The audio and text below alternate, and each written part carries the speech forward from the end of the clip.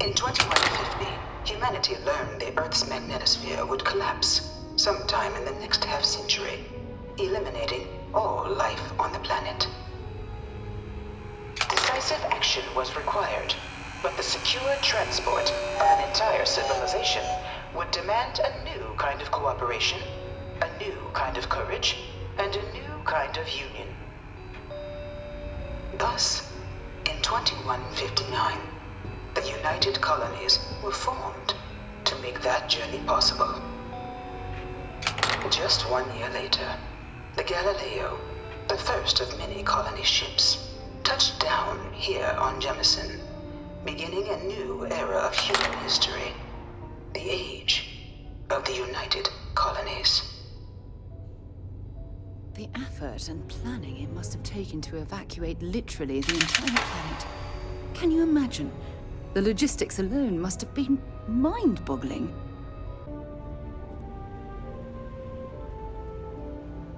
From their foundation, the United Colonies strove to provide all their citizens with opportunity, security, and peace. But there were those among the UC that still wanted something more. Independence. So in 2161, the UC issued the Centaurus Proclamation, granting UC citizens the right to settle distant worlds and form their own sovereign powers. It wasn't long before the first new faction, the Free Star Collective, was formally organized in 2188, later followed by House Varun, revealing themselves to the universe in 2230. The result of the Centaurus Proclamation has always left me torn. So much conflict arose as a result. Was it worth it?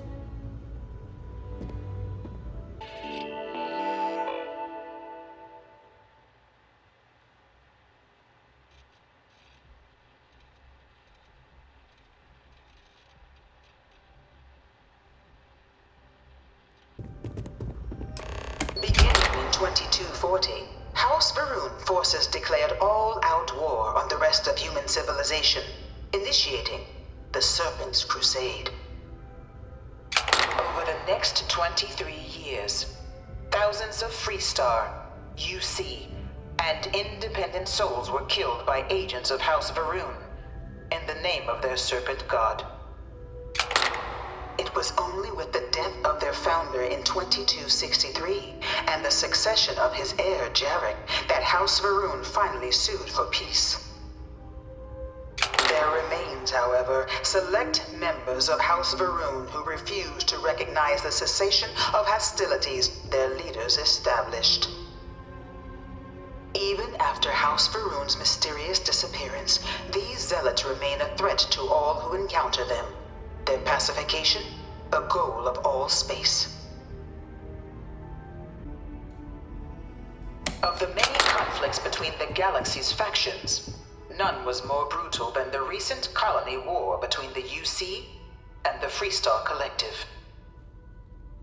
Set off by the unauthorized Freestar colonization of Vesta's Pride in 2308, a direct violation of the Nerion Treaty, the colony war spread quickly across the galaxy. Both sides deployed every tool at their disposal.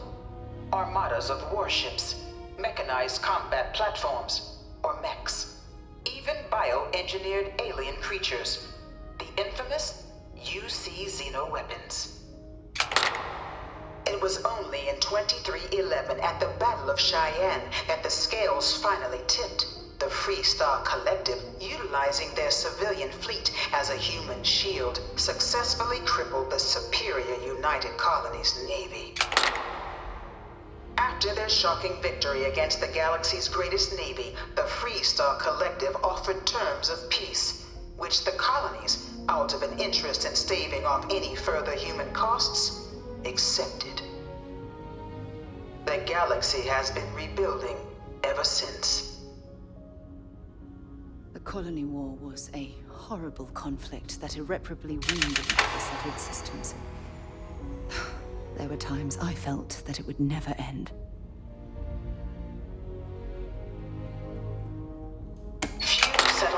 worlds were left untouched by the Colony War.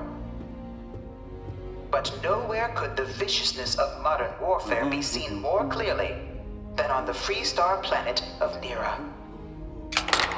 Initially occupied by invading United Colonies forces as a forward operating position, repeated attempts to take and retake the planet by collective forces led only to devastation.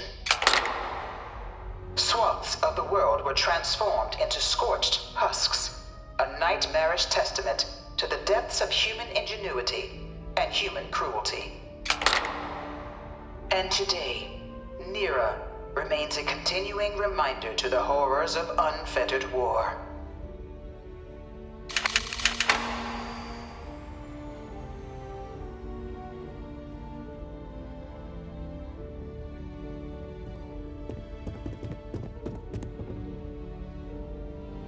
I bring her here almost every day to stare at this thing. I can't stop staring at it. A real terramorph.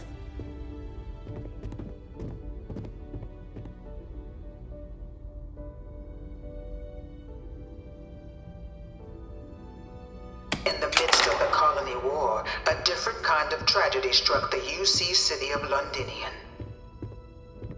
A newly constructed but critical supply center for the United Colonies' war effort, Londinian found itself overrun by one of the galaxy's most mysterious predators, the Terramorph. A rare but pervasive threat to all human-settled worlds, Terramorphs swept over the city, seemingly out of nowhere, on a scale One of my slates, never before some seen in terramorphs recorded can control history. people's minds. Valiant With efforts some by the UC UC military condemned slowed the Londinian, onslaught, gave but it the over to these creatures things. proved One of unstoppable. these murals said he was executed after the war. Ultimately, the Might have decision gotten was off made too to lightly. destroy the Londinian spaceport, sealing off the city, the outbreak, and its citizenry from the galaxy at large. The tragedy of Londinian is mourned by the UC to this day.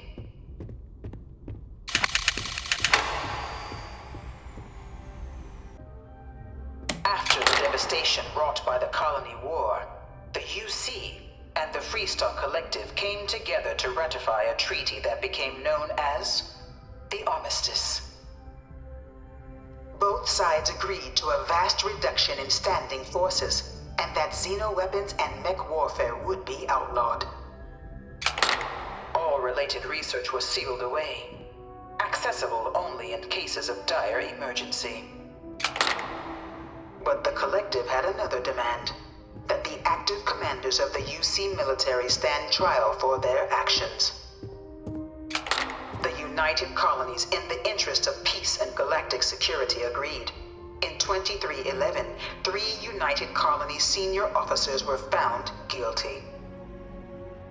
Commander Henry Durant, General Indira Rastogi, and Fleet Admiral Francois Sanon, known better as Ve Victus. All were sentenced to death for their actions, bringing the Colony War to a close and returning peace to the galaxy at long last. I was a strong supporter of the Armistice. All of the terrible weapons that both sides used against one another. It had to end.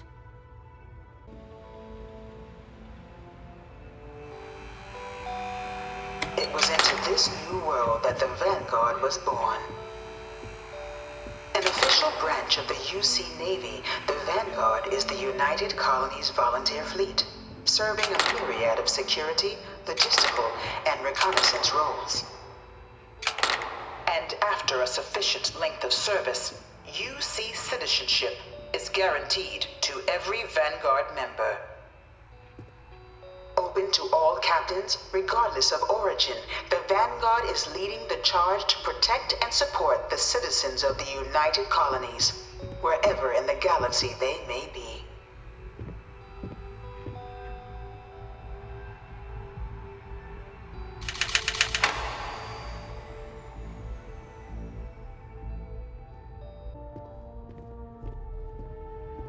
No one is born a United Colonies citizen. Only through service to the UC can one hope to earn one's citizenship. But the UC prides itself on taking care of its people. Cost of living controls means citizens pay less than their foreign counterparts for needs big and small. All citizens are issued a grant upon joining to get themselves on their feet. And only UC citizens have the opportunity to purchase property, getting the chance to live in one of the most beautiful cities in the settled systems. By joining the Vanguard today, you too can begin earning your place here, in the heart of galactic civilization, as a citizen of the United Colonies.